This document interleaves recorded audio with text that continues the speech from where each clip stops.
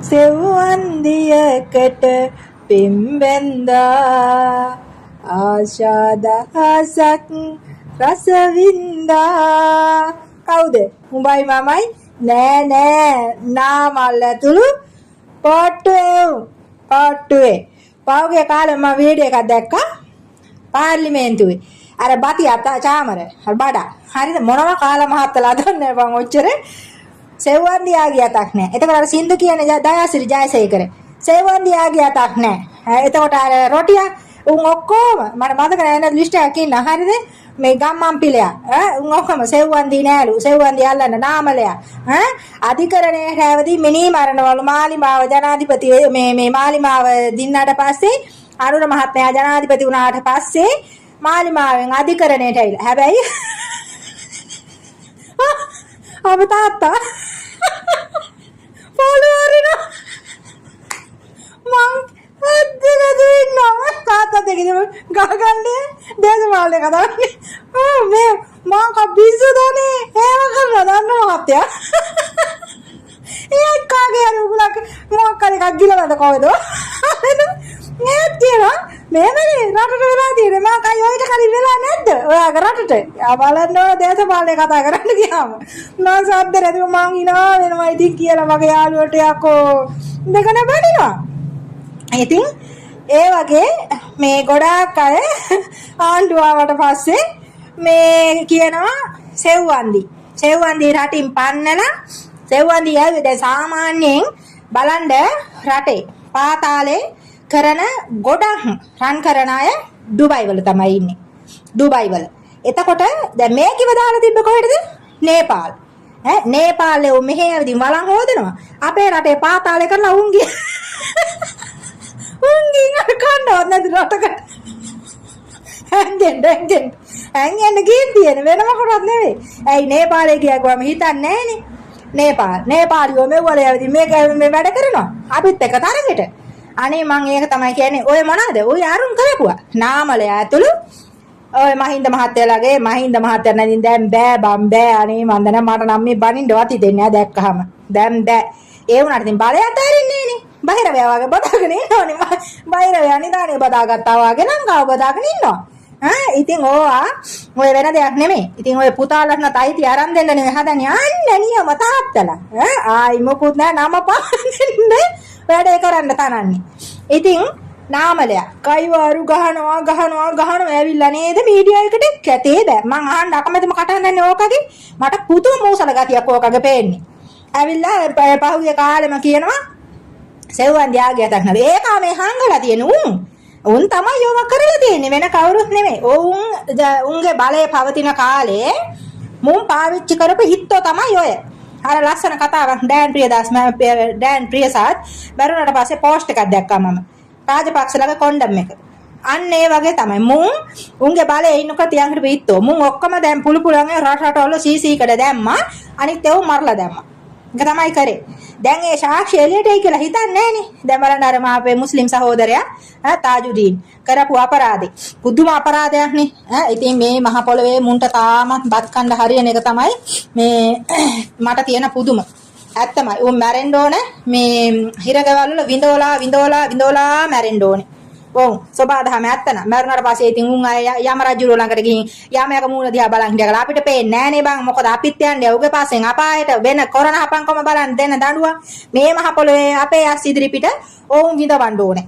මම නම් කියන්නේ මේ අසත්පුරුෂකම නෙමෙයි රටට කරපු දේ ඉතින් නේද. රටවල ඇත්තටම මේ දුක් විඳින කී දෙනෙක් ඉන්නද මුන්ට වගේ වගත් නෑනේ බං. මිනිස්සු දුක් විඳින එක උණු වෙන්නෙම නෑනේ. පුදුම වැඩේ කියන්නේ. උණු වෙන්නෙම නෑ. කියලා වැඩක් නෑ. මට නම් පුදුම තරහක් මට එන්නේ. මුන්ට උණු වෙන්නෙම නෑනේ බං. මන් නෑ වලමයි සීතල කාලේ එන්නේ දැන්. අපෝ ජැකට් එකක් හොයා ගන්න ඕන. අර තියෙන ජැකට් එක ගන්න කිලෝ දෙකක් විතර ඒක බරයි. ඒක අඳගෙන හිටියන් පස්සේ මගේ උර හිස්කයක් කොහොම මමත් ඉතින් දැන් නාකීනේ බං.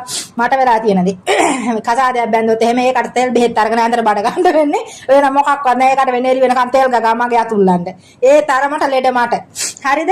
ඉතින් මේ නාමලයා පහට්ටු එව් දැන් කිලච්චි වෙලා දැන් අර කියල්ලුවනේ. දැන් මීයට පිම්බා වගේ ඇති අම්මට සිරි වෙච්ච දේ හිතුවේ නෑනේ. හැබැයි උත්තමාචාර පොලිසියට අන්න පොලිසියට දැන් ගහනවා සලුට් අපි. ඒකේ දෙයක් නැහැ. අපි සලුට් එක ගහනවා, සලුට් දෙනවා. හරිද? අපි බයි කියනවා, හායි කියනවා. නැත්තම් පොලිසිය දැක්කම මම නම් කියාගත්ත ගමන් හිටියම.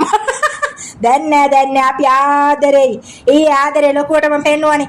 හැබැයි ඉතින් ඒ ආදරේ රැක ගන්න ඕනේ. නැත්තම් ඉතින් මහ ජනතාව ආයි කුලප් වෙනවා. පොලිසියට කියලා නෑ. අරගල කාලෙත් සෑහෙන්න කොල්ලොන්ට තරහ තියෙනවා පොලිසිය කරපු දේවල්. මිනිස්සුන්ට හරියට තැළුවනේ. හරියට තැළුවා.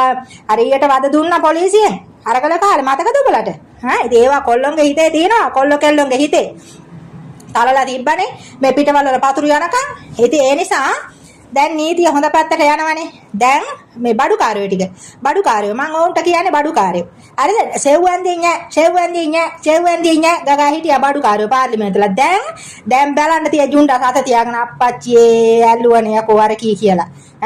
අර මේ ගණේ මුල්ලේ මේ සංජීව නේද? ඉතින් බලන්න මේ අපේ රට මොන තරම් අගාධයකට දාලා මෙවුන් තිබ්බද? ඇත්තටම මෙහෙම කතා කරන අපිවත් මරනවා. ඒකේ දෙකක් නෑ පුතේ. බත් කාලා ඉවරයි. ඒ තරමට ඇත්තමයි මගෙත් වෙලාව හොඳ හින්දා මට කොහම හරි රටින් එන්න හම්බුනේ. නැත්තම් කොහෙද මේ වෙනකොට මම මරලා. මාව මරලා නැත්තම් මෙලහට හිරේ. රාන්දෙන් නෙමෙයි මම හිරබත් කන්නේ මේ වෙනකොට. ඒ තරමට මම මේ විදිහටම බැන්නනේ. මේ විදිහටම කෑ ගැහුවනේ. ඔය මේ නෙමෙයි වම්මෝ ඒ දවස්වල මාව අර උඹලට මතකද? බෑග් එක කපලා බෙල්ල මොකද අඩටවත් නෑනේ බෙල්ල සිරිපාද යනවා කියලා.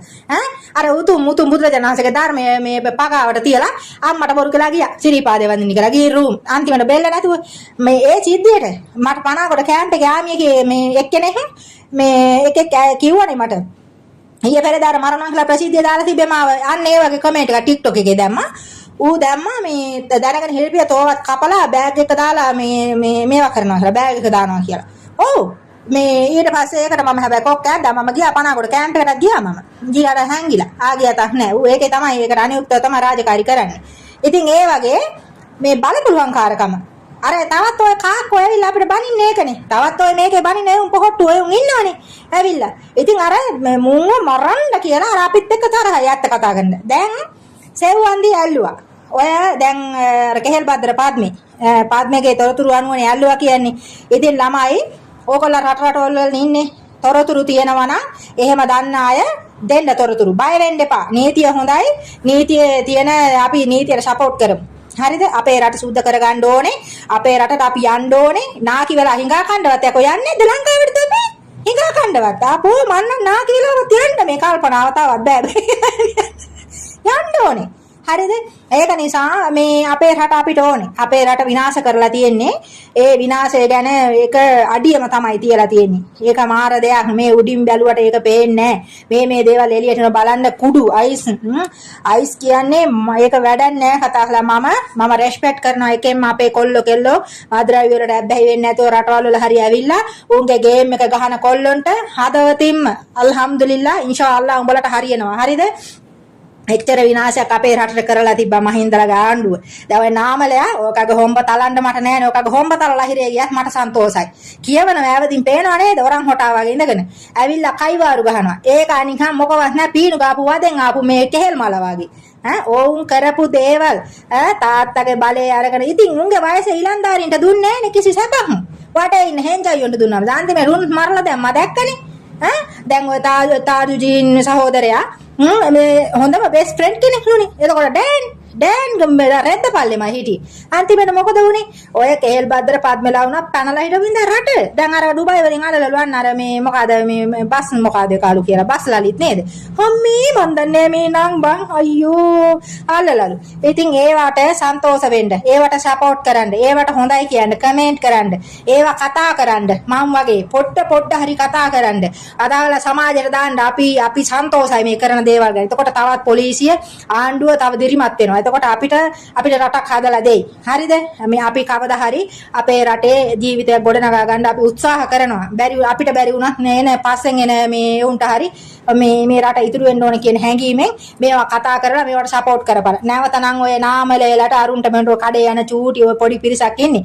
උන්ගෙන් ඇති වැඩ නැහැ. උන් රොඩු වගේ විසි වෙලා යනවා. ඒක නිසා මේ ඒ උන්ට දෙන්න මේපා සෝෂල් මීඩියා එකට එන්න. හරිද? උන්ට රිපෝට් ගහපල්ලා බ්ලොක් කරපල්ලා. බ්ලොක්ම කරපල්ලා උන්. හරිද? දෙන්න බා උන්ට ගැවසෙන්න සෝෂල් මීඩියා එකේ. ආණ්ඩුවට අපි හොඳයි. ආණ්ඩුවේ වැඩ පිළිවෙල හොඳයි. මේ මොහොතටත් හොඳයි. හොඳ නැත්තම් තෙලින්ම ආලියට එවාපල්ලා පණිවිඩේ ආලියා කතා කරනවා. හරිද? මමත් ඔය හොඳට අහ ගහගෙන ඉන්නේ. මමත් ඕපදූප හොයන්නේ ආණ්ඩුවේ තමයි. මේ අපි වැරදි තිබොත් විවේචනය